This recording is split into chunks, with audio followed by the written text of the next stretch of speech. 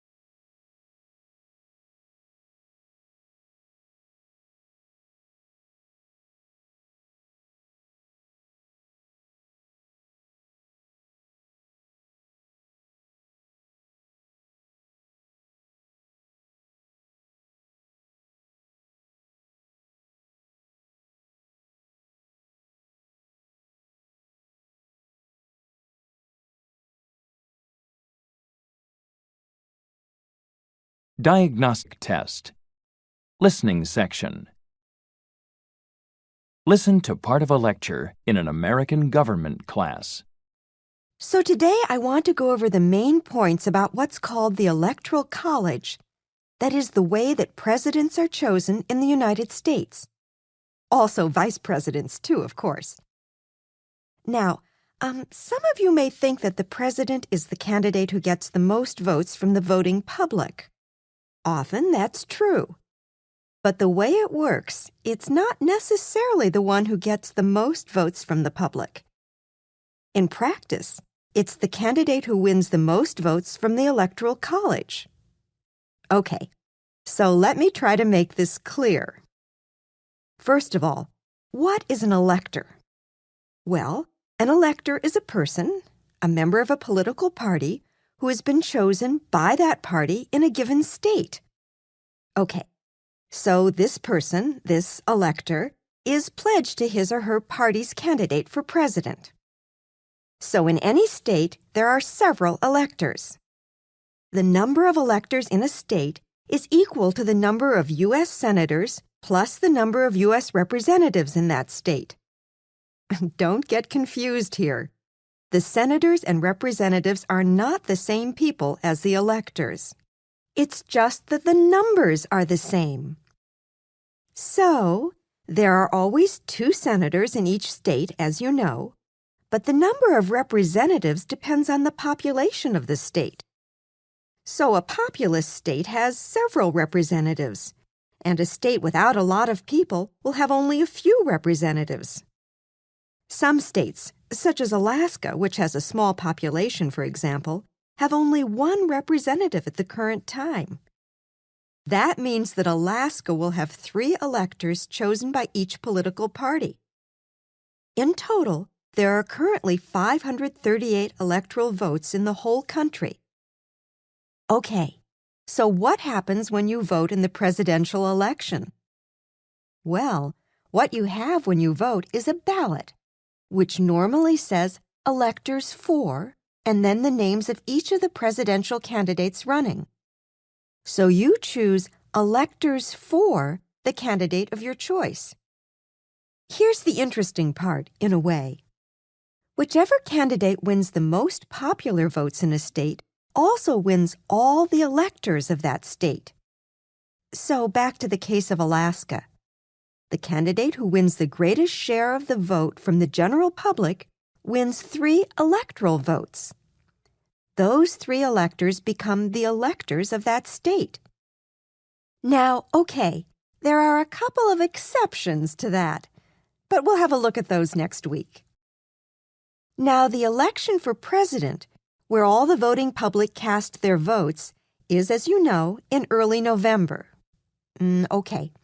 So the electors of the state, Remember, these are the people who were in effect chosen through popular vote and who will vote for the candidate of their party, meet in December, and they cast their votes, one for the president and one for the vice president. Okay, so the candidate with the most electoral college votes, provided it's an absolute majority, that is, over half the total of electoral college votes, is declared president. The same goes for the vice president. If no one gets an absolute majority, then the U.S. House of Representatives chooses the president from among the top candidates. Well, there are also some problems associated with this system that you will hear raised from time to time. One problem, for example, that I can mention right off the bat is that it's possible that the person who is declared president through having won the most electoral college votes may not have won the majority of the general public's votes. This has to do with the fact that the distribution of electoral votes tends to overrepresent people in less populous states. Now, those who favor this system point out, however, that it more accurately represents all parts of the country, not just the metropolitan populous regions. So, in effect, it balances out rural and urban regions and contributes to national cohesion. There are several other things that opponents of this system have put forward, but I'd like you to read up on those before we meet next week.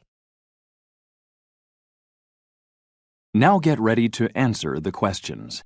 You may use your notes to help you answer. 1. What is the lecture mainly about?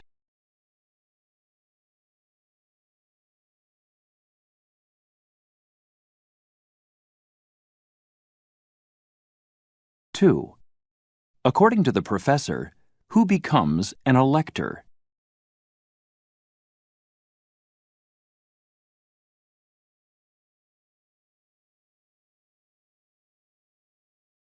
3. Why does the professor say this? Don't get confused here. The senators and representatives are not the same people as the electors.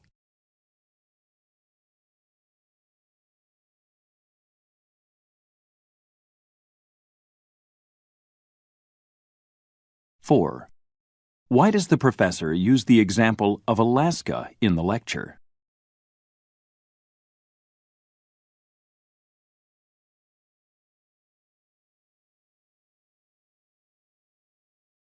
5.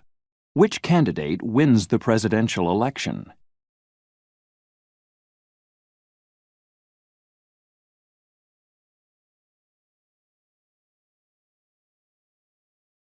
6. What does the professor mean when she says this? There are also some problems associated with this system that you will hear raised from time to time.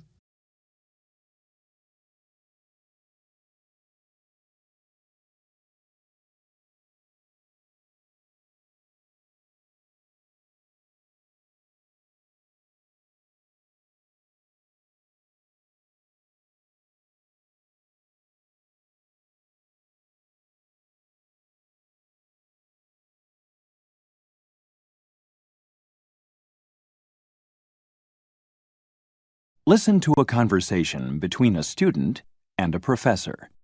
Good morning, Dr. Blake. Sorry I'm running late. Oh, no problem, Angie. It gave me a bit of time to review your research proposal. Oh, good. So you had a chance to look at my proposal. And what'd you think? Well, it's reasonably well presented. But if you really want to get that grant, I think you should explain how you're going to set up get a more focused statistical analysis. Oh, I hadn't really given that point much thought. 'Cause, frankly, I'm not so sure what the best way to go about it is. Well, you really need to clear that up. Why don't you go to the computer center? You can tell the woman at the information desk, Miriam, I think her name is. Tell Miriam what you need, and she'll direct you to one of the statisticians there. You know, someone who can tell you the best way to set up your experiment in order to get your statistics in a meaningful form. Then that procedure needs to be explained in your proposal. Okay. I'd better do that right away. Yeah, I think that's a good idea.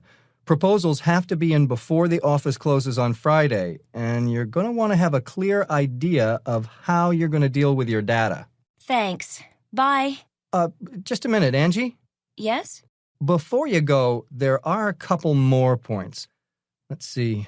I wrote a couple of comments on this draft you gave me. Oh, here you are. My concern is how you've defined, or I should say haven't defined, your subjects.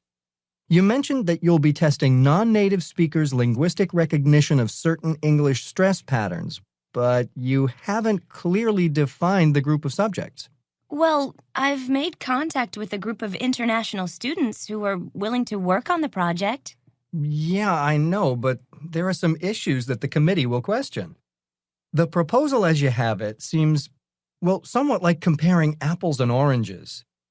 We've talked about your subjects being given an oral fluency test so that you can choose subjects with about the same linguistic level. But you haven't made that clear in your proposal. The committee will say that the data from, let's say, a tonal language speaker at a high level can't be compared to a Romance language speaker at a beginning level. The data would be ambiguous. You see, you need to explain how you're going to select your subjects. You mean I should write more about the oral test we talked about? That's right. Oh, I'm sorry, Dr. Blake. I have a class in 20 minutes, and I want to get to the computer center. It's on my way to the classroom building to set up an appointment. So could I come back around 3:30? No, that's not a good time for me. Why don't you read through my comments and work through the explanation about subject selection? And would you have time to bring your next draft in first thing tomorrow morning? We could go over the final details quickly, and that would give you time to make any other necessary changes before turning it in. Oh, I would really appreciate that, Dr. Blake. Thank you so much for your help. Bye. Now get ready to answer the questions. You may use your notes to help you answer. 7. Why does the student go to see the professor?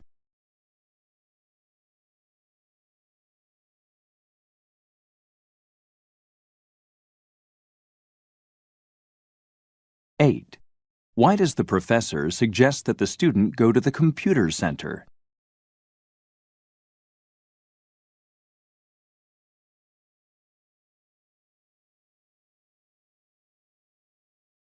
9.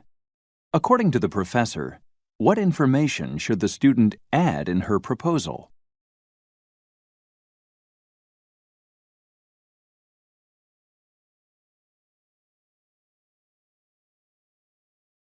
10. Why does the professor say this?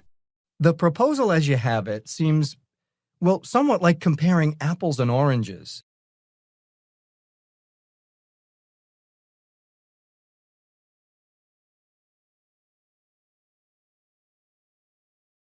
11. What does the professor imply about the people who will decide on the grant money?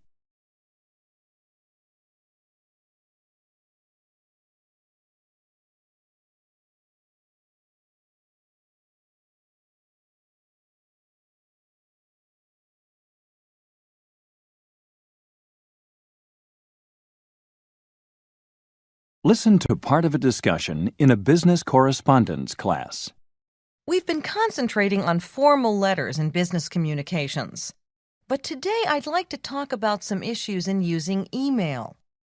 Actually, we'll be looking at this topic for the next couple of class sessions, as it's likely much of your written communication in business will be done with email.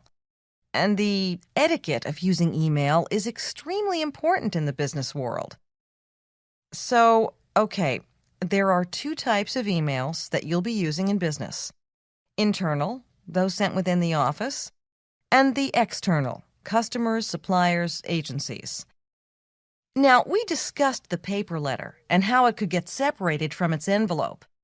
So it's essential for a paper letter to have all the receiver-sender information in the letter itself. Now, most email programs include the receiver-sender information, so the message can't get separated from this information. But there are a few options that some people are not aware of. And unfortunately, not all programs have all these options. Okay, Let's say there are 30 people in the office where you work, and you want to tell them about a change in policy. How do you set up your email? I mean, who do you send this message to? What do you put into the box? Well, I'd put the names into the to box. You know, the box where I put the names of the people who will get the message. Okay, so you would type all 30 names into the receiver box. Well, probably not type. I might make a mistake.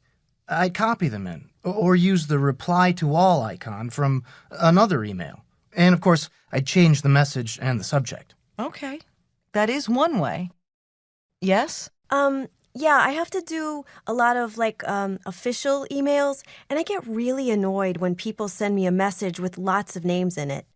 Sometimes I print out the message and I get 3 pages of people's addresses for half a page of message. So what do you suggest? Well, I usually set up my address book so that I can put all the names of people into one group. And then when I want to send them all a message, I just put the name of the group into the receiver box. And then everyone gets the message. That way, if they print it out, then only the name of the group is on the page. Yeah, I don't like that because, well, what annoys me is I need someone's address, right? So I go to a message to get it, and it isn't there because just the group name is there. Or I want to see if everyone is on the list and that no one has been left out. Okay. So we have 2 differing opinions on what to put into the receiver box for mail within a company. We'll come back to this point in a moment. Now, let's change the audience.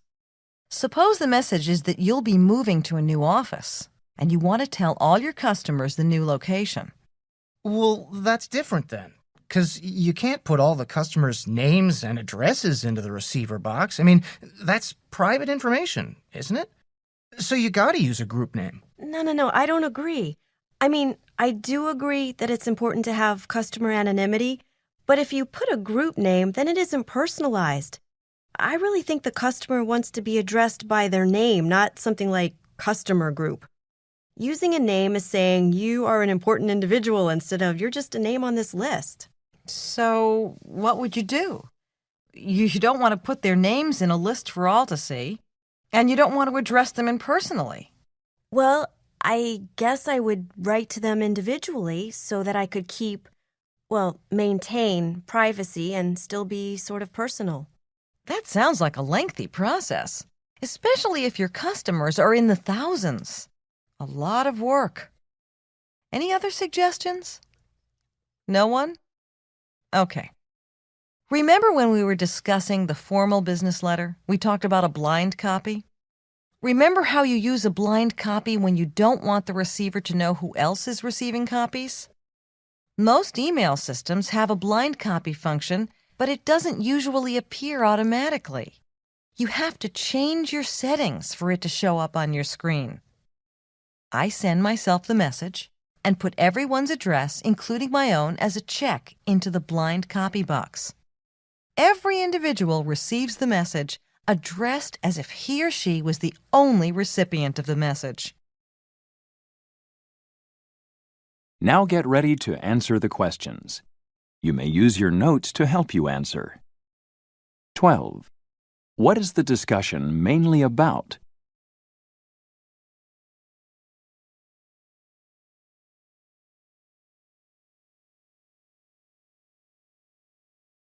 13. Listen again to part of the discussion. Then answer the question. Okay. So we have 2 differing opinions on what to put into the receiver box for mail within a company. We'll come back to this point in a moment. Now, let's change the audience. Why does the professor say this? We'll come back to this point in a moment. Now, let's change the audience.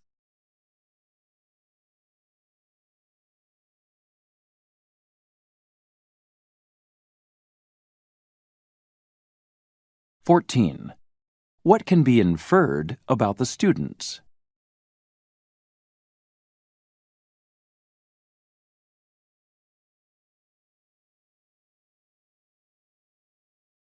15. Listen again to part of the discussion. Then answer the question. That sounds like a lengthy process, especially if your customers are in the thousands. A lot of work.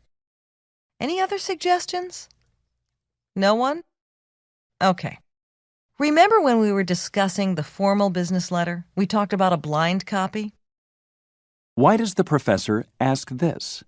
Remember when we were discussing the formal business letter? We talked about a blind copy?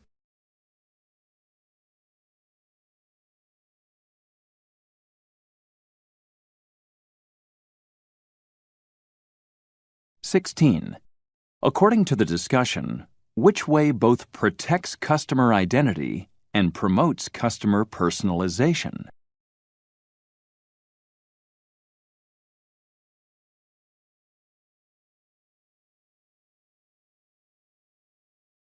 (17) Which of the following are valid points about messages sent to a group address instead of individual addresses?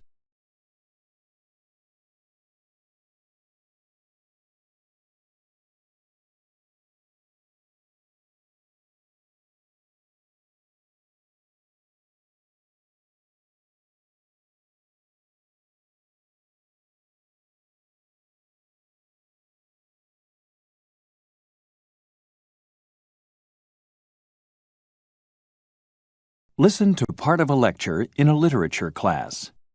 Before I continue, I want to sketch in some of the significant events of the life of the writer Jack London. This biographical outline is really just to give you a general picture, so that you can perhaps appreciate how his life and work were related. It's quite clear, I think you'll agree, that the kind of life London led really did show up in the kinds of stories he wrote. But before I go on, I want to remind you all that on Tuesday I'll be presenting an overview of London's major works. So in preparation for that, I'd like you to read his small masterpiece, To Build a Fire. Okay, now where was I? London was born in San Francisco in 1876. In fact, he never knew his real father, who had left his mother before Jack was born. Biographers have suggested that the anxiety London felt at not knowing the identity of his real father is clearly shown in the themes of many of his books, which often deal with the struggle for survival and the harshness of the natural and human world. So, I think it's true that we get a feel in his stories that London is often trying to make sense of the difficult events of his childhood. As a young man, Jack worked at various jobs, some menial and dangerous, and often adventurous. For example, he sailed the Pacific, worked on a fish patrol to catch poachers, raided oyster farms, prospected for gold, joined an army of unemployed workers, and even spent time in jail. Now, why is all this so significant? Well, it really comes back to the way London used his life experiences in the characters and themes of his stories. In light of the often harsh experiences he dealt with in these kinds of jobs, I think we can also understand what attracted him to socialism and the struggle for improved social and working conditions. London's learning was gained largely outside of institutions. In other words, he learned mainly from experience, but was determined to improve himself and enrolled as a student at the University of California. However, he dropped out after one semester due to a lack of money and perhaps disillusionment with university life. Any of you feel that way? Of course, it's true that he was always a keen reader and studied the works of other writers in order to learn to become a writer himself.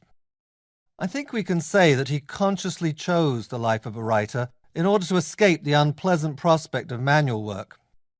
The adventurous life he led provided him with a great deal of material from which to create imaginative literature. Most writers and intellectuals, of course, know about the struggle for survival only from their readings and observations. London, by contrast, experienced poverty, struggle, and danger firsthand. Take, for example, one of his first published stories, Story of a Typhoon off the Coast of Japan, which was taken directly from his experience as a sailor in the Pacific when he was just 17. It is clear in this story, as in so many others of London's, that we, the readers, feel the directness of his writing, and this, I think we can say, is because he wrote about what he knew and experienced so deeply. Now, at first, his submissions to publishers met with very little success. However, he was very determined, and he forced himself to write 1,000 words per day. This disciplined approach to writing eventually paid off, and he gained international fame with a large output of writing. In total, he published over 150 stories, 18 novels, and 7 books of non-fiction, and many of them were translated into different languages. His novel, The Call of the Wild, was the one that brought him lasting fame, and many of his short stories are considered classics. It's true to say, though, I think we can admit, that not all his works are especially good literature. He often wrote carelessly, and there's a considerable part of his output which I think it is fair to say is uninspired and uninteresting to the modern reader. In the last period of his life, London tried his hand at agriculture. Much of his later writing, in fact, is concerned with the pleasures of country life and the satisfaction to be gained from earning a living from the land. He pursued this interest with characteristic energy at his ranch in California, and he continued a tight work schedule right up to his premature death at the age of 40 in November 1916. Now get ready to answer the questions. You may use your notes to help you answer. 18. What is the lecture mainly about?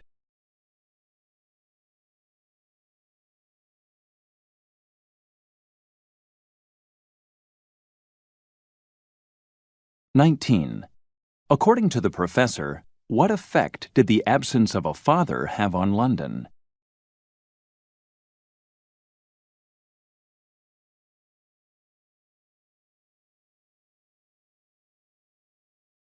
20. What does the professor mean when he says this? However, he dropped out after one semester due to a lack of money and perhaps disillusionment with university life. Any of you feel that way?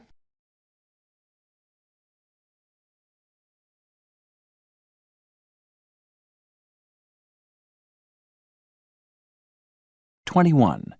Why does the professor think that London read so many books?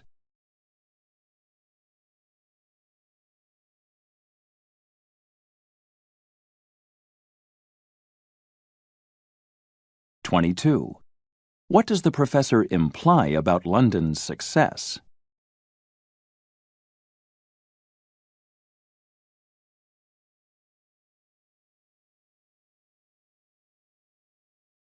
23. What does the professor think of London's work?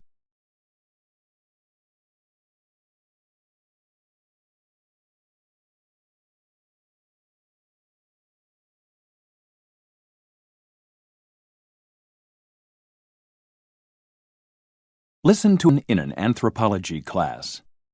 So, I'd like to move on to a discussion of a group of people who vanished from the Earth around 30,000 years ago after having existed successfully for approximately 250,000 years. They're known as the Neanderthal people, named, by the way, after a place in Germany where their bones, their remains, were first found in 1856. Now, let's first look at how these people compared with the other main group of humans existing at that time, known as the Cro-Magnon. Now, the remains of Cro-Magnon people show that they were anatomically similar. In other words, their body structure was physically more or less identical to modern humans. In other words, their body structure was physically more or less identical to modern humans. Okay, does anyone know how our Cro-Magnon ancestors looked different from these Neanderthals?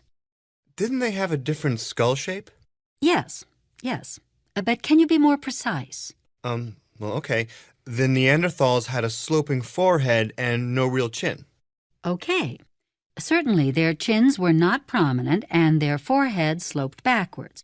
So they looked rather different from the Cro-Magnon. Okay. Now, what about their cultural and technological lives? Were they so much different from their Cro-Magnon cousins? Yes? They had the ability to make stone tools, so that was a similarity. Yes, although their tool-making ability appears to have been less developed than that of the Cro-Magnon. They did know how to make stone into useful tools, but they don't appear to have developed fine points or blades, and their wooden spears seem to have been adapted for stabbing but not for throwing. The Cro-Magnon, on the other hand, developed spears with tips carved from bone and stone and other materials. They also used bows and arrows and invented handles for their tools and weapons. Now, those are things the Neanderthals didn't develop. Yes? Well, didn't the Neanderthals know how to make fire? Yes. Now, that's a very good point. They could make fire and transport it when necessary. And that is an important skill that they shared with the Cro-Magnon. Also, they may have had some simple art forms, but again, fairly undeveloped in comparison with the Cro-Magnon, whose artistic sophistication is well documented. But, there's a recent find, a polished baby mammoth tooth, which suggests that the Neanderthals may have produced items for personal adornment. Now, both these points show that the Neanderthals may not have been as backward as was once claimed. Do you think the Neanderthals had the ability to produce language? Oh, now that's an interesting question. Studies of skull capacity and shape indicate that they probably had similar neurological capacities to modern humans. So in other words, they certainly had the mental apparatus to produce language. Now, by examining the bone remains of the vocal tract area, we can say that they could produce sounds, too, but they would not have been able to produce a large number of sounds, and their speech articulation may have been slow. By contrast, the Cro-Magnon would have had the ability to produce language and speech sounds just as modern humans. Okay, so what happened to the Neanderthals? Well, this question has produced a lot of controversy, even division, within the scientific community. So, broadly speaking, we can say that there are two main lines of thought here. First, it's possible that the Neanderthals may have died out due to a relative lack of sophistication in comparison to the Cro-Magnon. The Cro-Magnon people arrived in regions inhabited by Neanderthals about 40,000 years ago. And then around 30,000 years ago, the climate became more severe, and the Cro-Magnons would have been better adapted to survival under these conditions, since they had, as we noted earlier, better weapons and tools and more developed speech. So, in competition for territory, or in hunting, they would have been more successful. Some people have gone so far as to suggest that the Neanderthals were deliberately destroyed by the newcomers, or perhaps killed off by diseases brought in with them. So that's one general line of thought. Now, a second approach is to hypothesize that the Neanderthals and the Cro-Magnon interbred, and that over time the Cro-Magnon genes became more dominant, so that eventually the Neanderthal characteristics disappeared. During the same period, the Neanderthal culture would also have been absorbed into the more dominant Cro-Magnon culture. If they did manage to interbreed, this would mean, of course, that the two types of people were not separate species. And if this scenario is right, it would have appeared as though the Neanderthals had become extinct, whereas in reality they would have merged with the more dominant Cro-Magnon people. Now, I want to emphasize that this issue is still very much debated by anthropologists. A lot of the focus of current research is on trying to determine whether either Cro-Magnon remains or modern humans have any traces of Neanderthal DNA. If they do, then a better case for claiming that the two peoples interbred could be made, and hence the second of these two hypotheses would be strengthened. Now get ready to answer the questions. You may use your notes to help you answer. 24. What is the main purpose of the lecture?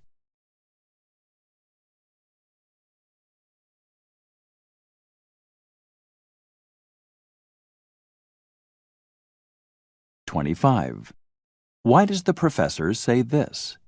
They were anatomically similar. In other words, their body structure was physically more or less identical to modern humans.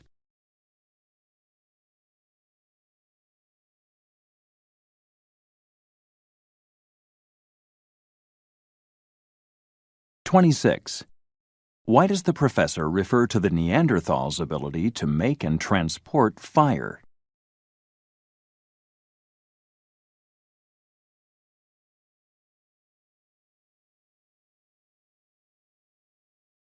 (27) What does the professor not mention about the Neanderthals' use of language?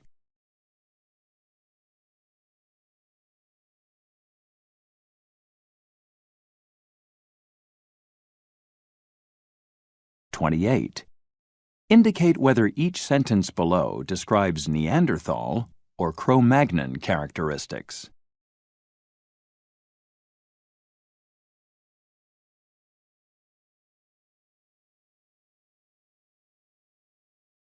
(29) According to the professor, why is a comparison of Neanderthal and modern human DNA useful?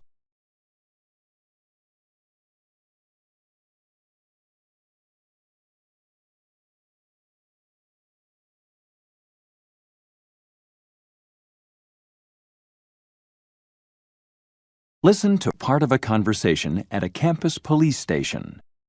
Yes, how can I help you? Yeah, I think my car has been stolen. Okay, can you give me the details?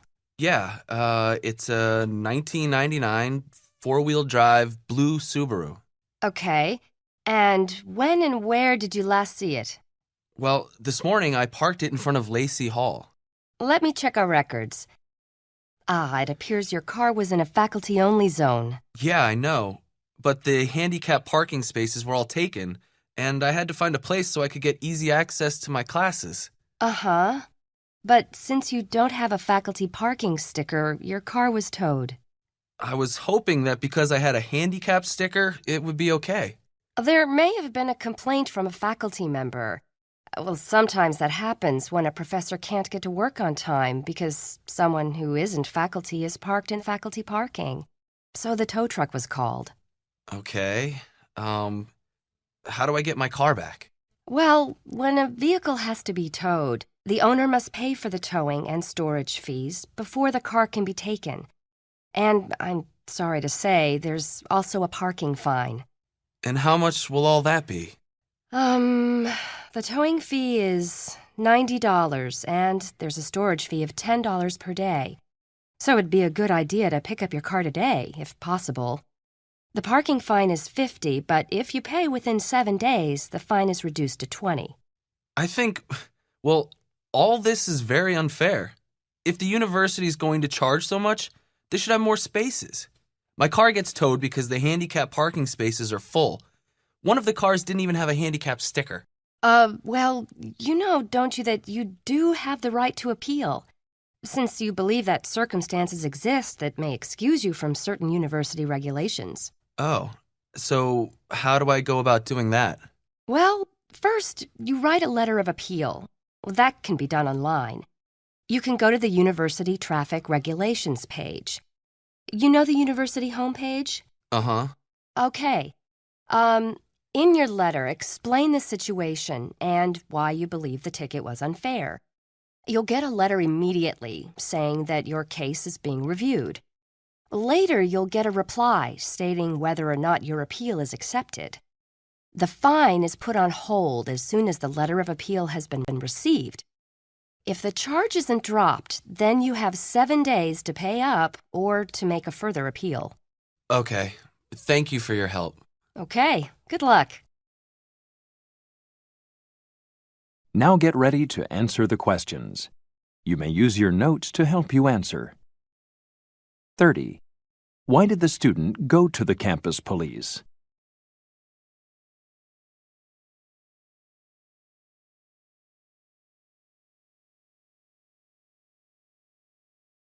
31. What can be inferred about the student?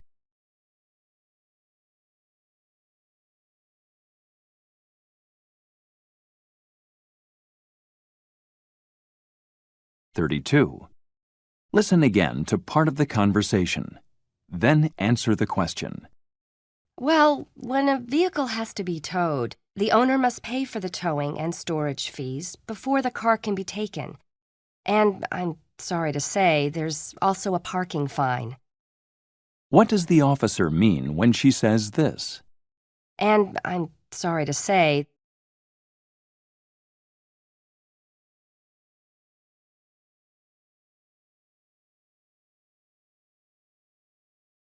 "33. Listen again to part of the conversation. Then answer the question. well, don't you, that you do have the right to appeal, since you believe that circumstances exist that may excuse you from certain university regulations. Why does the officer say this? well, don't you, that you do have the right to appeal.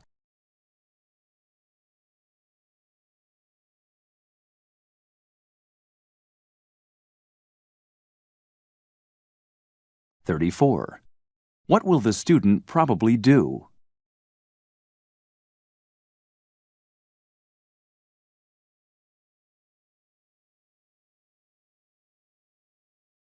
'Listen to part of a conversation at a campus police station. Yes, how can I help you? Yeah, I think my car has been stolen. Okay, can you give me the details? Yeah, it's a 1999 four-wheel drive blue Subaru. Okay, and when and where did you last see it? Well, this morning I parked it in front of Lacey Hall. Let me check our records. It appears your car was in a faculty-only zone. Yeah, I know, but the handicap parking spaces were all taken, and I had to find a place so I could get easy access to my classes. Uh-huh. But since you don't have a faculty parking sticker, your car was towed. I was hoping that because I had a handicap sticker, it would be okay. There may have been a complaint from a faculty member. Well, sometimes that happens when a professor can't get to work on time because someone who isn't faculty is parked in faculty parking. So the tow truck was called. Okay, how do I get my car back? Well, when a vehicle has to be towed, the owner must pay for the towing and storage fees before the car can be taken. And I'm sorry to say, there's also a parking fine. And how much will all that be? The towing fee is $90, and there's a storage fee of $10 per day. So it'd be a good idea to pick up your car today, if possible. The parking fine is $50, but if you pay within 7 days, the fine is reduced to $20. I think, well, all this is very unfair. If the university is going to charge so much, they should have more spaces. My car gets towed because the handicap parking spaces are full. One of the cars didn't even have a handicap sticker.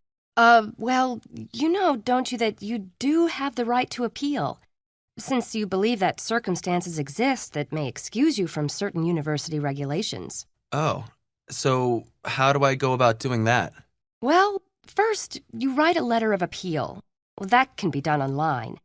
You can go to the university traffic regulations page. You know the university homepage? Uh-huh. Okay. In your letter, explain the situation and why you believe the ticket was unfair. You'll get a letter immediately saying that your case is being reviewed. Later, you'll get a reply stating whether or not your appeal is accepted. The fine is put on hold as soon as the letter of appeal has been received. If the charge isn't dropped, then you have 7 days to pay up or to make a further appeal. Okay. Thank you for your help. Okay, good luck. Now get ready to answer the questions. You may use your notes to help you answer. 30. Why did the student go to the campus police?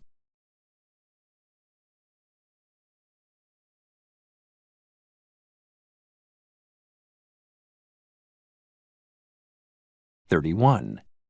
What can be inferred about the student?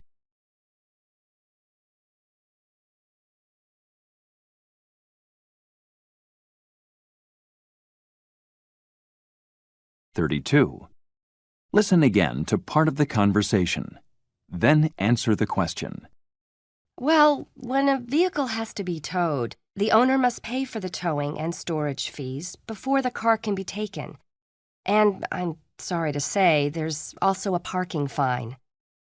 What does the officer mean when she says this? And I'm sorry to say,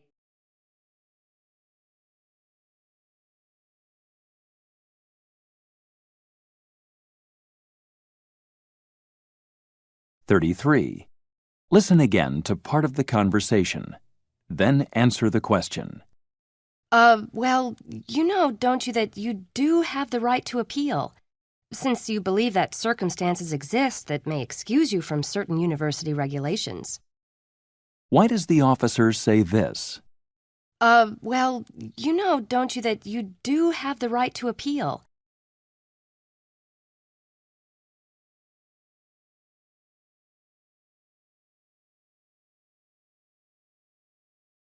(34) What will the student probably do?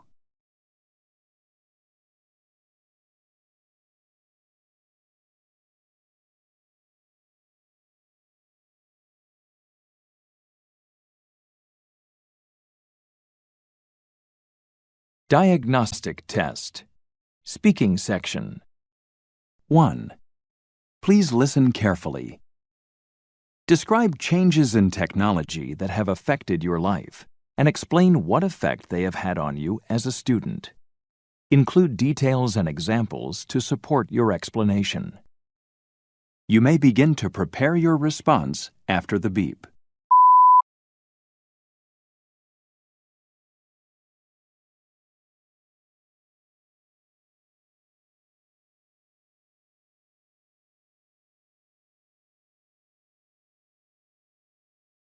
Please begin speaking after the beep.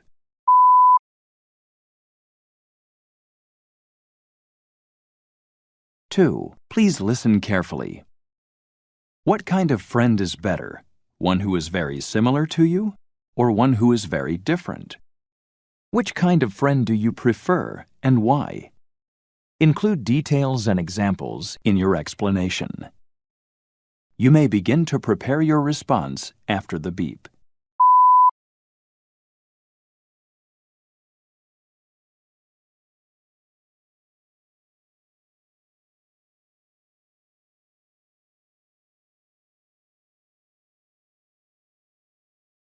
Please begin speaking after the beep.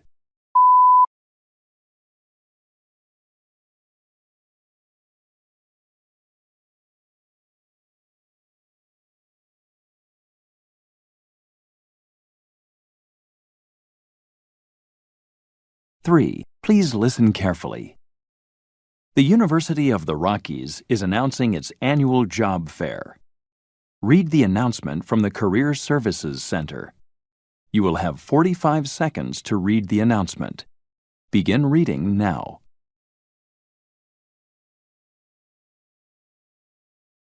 Now listen to two students as they discuss the announcement. Are you going to register to attend the job fair? I'm not sure. I'd like the experience of living abroad, but I need a well-paid job to pay back my student loan. Not all the jobs pay that well. Some do. Yeah, but the ones that pay well want experienced teachers. I've only done my student teaching, and that isn't enough. But you're certified to teach science, so you can probably get a job just about anywhere. Because of the shortage of science teachers. I still think I need more experience.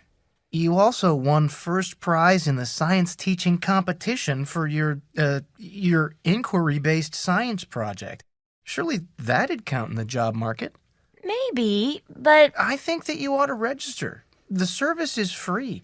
The recruitment people come to campus, so you don't have to travel to an interview. You always said you'd like to work abroad, and here's the opportunity. Then, if you aren't offered anything, at least you get the experience of having interviews, and you can apply again after you get some teaching experience. Now get ready to answer the question. The man expresses his opinion about whether the woman should attend the job fair.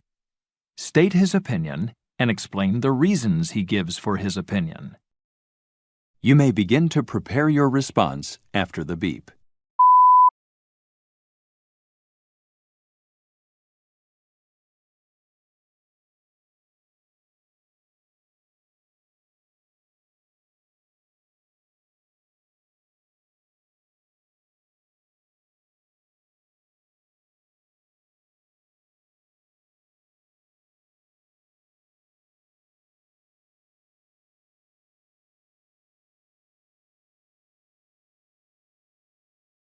Please begin speaking after the beep.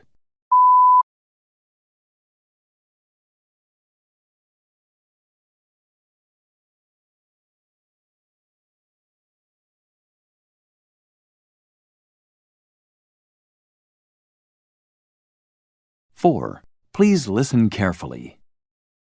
Read the passage about misconceptions in mathematics. You have 45 seconds to read the passage. Begin reading now.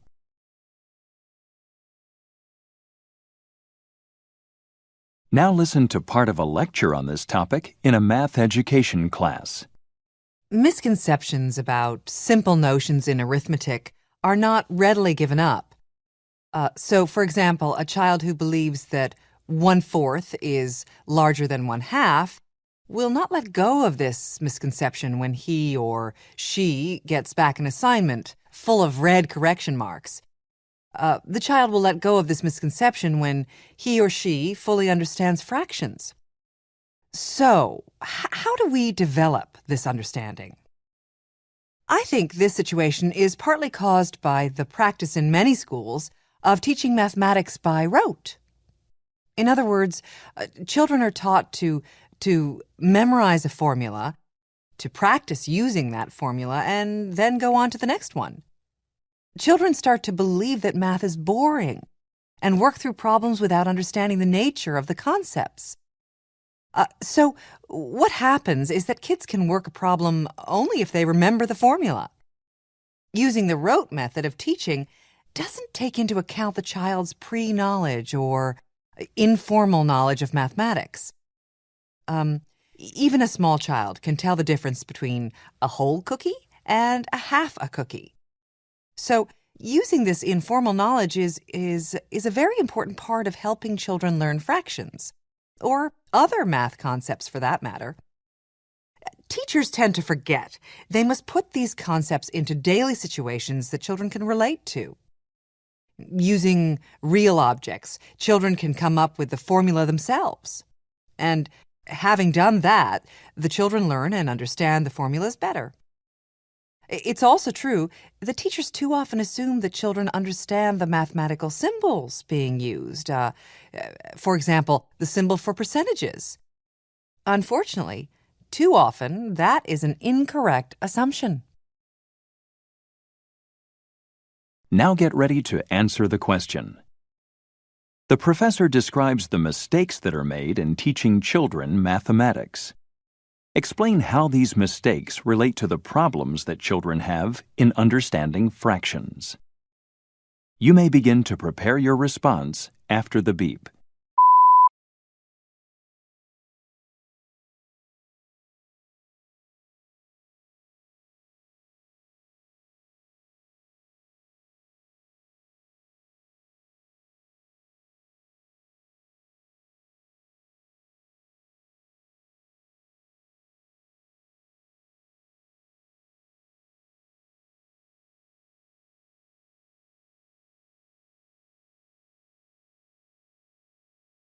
Please begin speaking after the beep.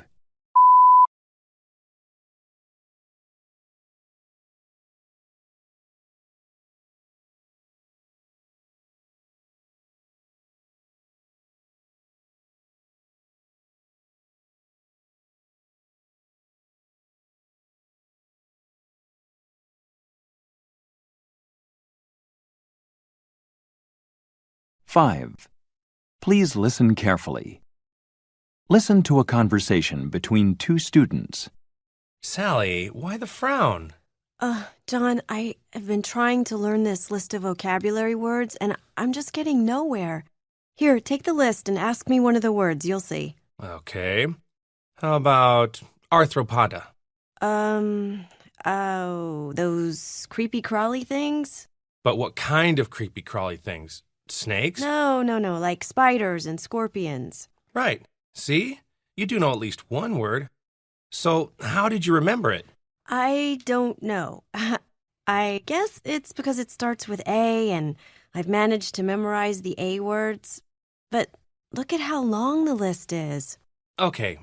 Well, I learned it by remembering that arthro means joints, like the disease arthritis affects the joints. And pod means foot, like a tripod for setting a camera on. I always try to connect new words with the words I already know. So arthropoda refers to all those creatures that have lots of jointed feet. Oh, okay. Well, that's pretty easy. Although, you know what? Now that I think about it, I kind of remember picturing all of the creatures in my mind every time I said the word. Ah, you mean visualizing them. That's a good way of remembering, making a mental picture. You could try color coding your words too, like a traffic light. That helps me. Okay, what's that? What do you mean by color coding the words? Go through the list and, for example, color all the words you know well green because you can pass by them, and the words you kind of know yellow, and the words you really don't know red. Then focus on the red words. You stop at them and think about them. Of course, you don't have to use those colors. That's just my coloring system. Okay, yeah, that sounds like a really good idea. Got any other ideas? Sure. Make a song or a poem out of them. Like, let's see. An arthropod with arthritis met a cephalopod with sinusitis. Okay, wait. What is a cephalopod and what does it have to do with sinusitis? Well, cephalo has to do with a head, right? Like the disease encephalitis is an inflammation of the brain. And a cephalopod is a big-headed creature like an octopus, for example. So a cephalopod with sinusitis would have a really bad sinus headache. Okay, I see. So, finish your poem. Oh, I've forgotten it. Now get ready to answer the question. The students discuss several ways to memorize vocabulary. Summarize the ways. Then state which of the ways you prefer and explain why. You may begin to prepare your response after the beep.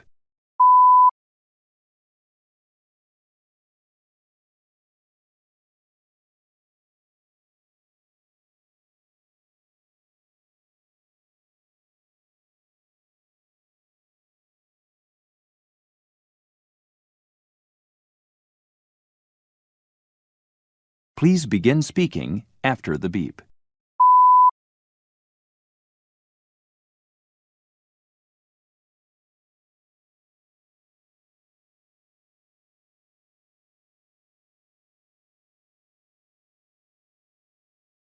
Six. Please listen carefully. Listen to part of a lecture in an earth science class. Of course, you're all familiar with rainbows, perhaps the most beautiful of the atmospheric phenomena. However, there are other interesting but less common phenomena that I will be speaking about today. These are produced when light from the sun, or sometimes from the moon, passes through hexagonal-shaped or six-sided ice crystals. These ice crystals refract, that is, bend the light in the atmosphere. Imagine that the crystals are prisms bending each wavelength of light at a different angle. I want to describe 3 different phenomena that occur depending on the ice crystal's orientation towards the surface of the Earth, how the crystals are arranged in relation to the Earth. Okay, so the first phenomenon is a ring called a halo. This happens when the ice crystals are randomly scattered in the atmosphere. If the light enters these crystals, randomly scattered crystals, the light is dispersed around the sun or moon and is seen as a ring around the light source. So, halos occur when the ice crystals that the light shines through are randomly dispersed in the atmosphere. Okay. Sometimes, however, the ice crystals are oriented horizontally instead of randomly. Now, this causes a different phenomenon. If the sun is low in the sky and its light shines through horizontal ice crystals, we see two bright spots on either side of the sun. These are called sundogs and are seen at an angle of 22 degrees from the sun. Both halos and sundogs are caused by refraction of light. The third phenomenon is a sun pillar. Around sunrise or sunset, you might see a shaft of light stretching either upwards or downwards from the sun, a sun pillar. Unlike halos and sundogs, though, with sun pillars, sunlight reflects, not refracts, off horizontally aligned ice crystals that are gently falling through the atmosphere. Now get ready to answer the question. Using the information in the lecture, explain the 3 atmospheric phenomena that the lecturer discusses. You may begin to prepare your response after the beep.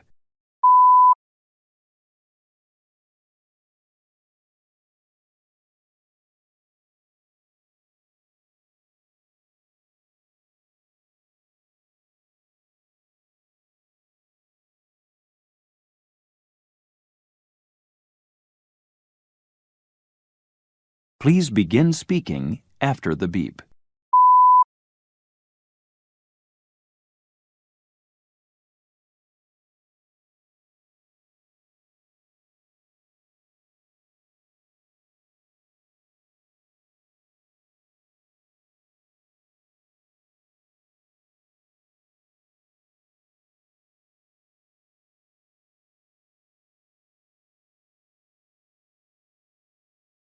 Diagnostic test.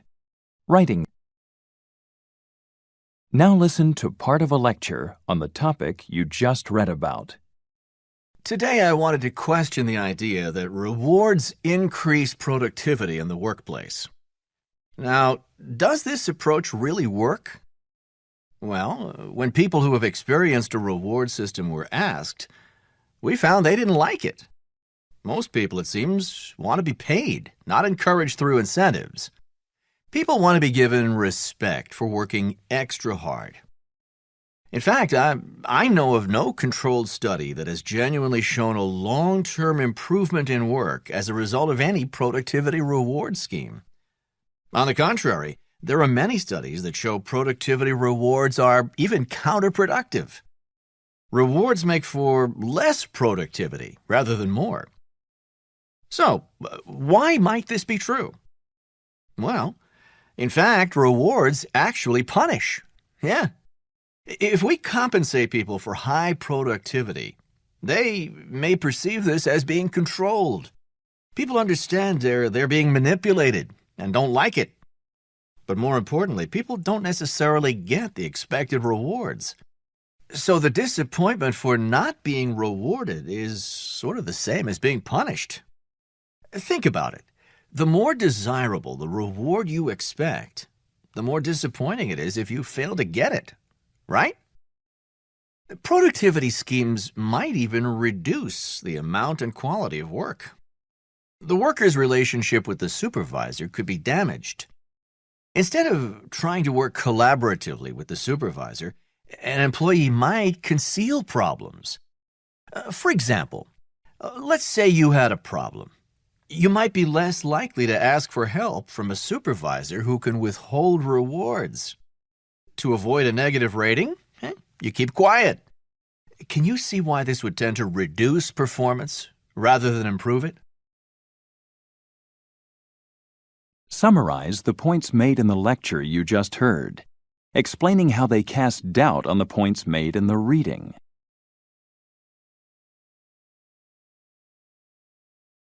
The program continues on the next CD.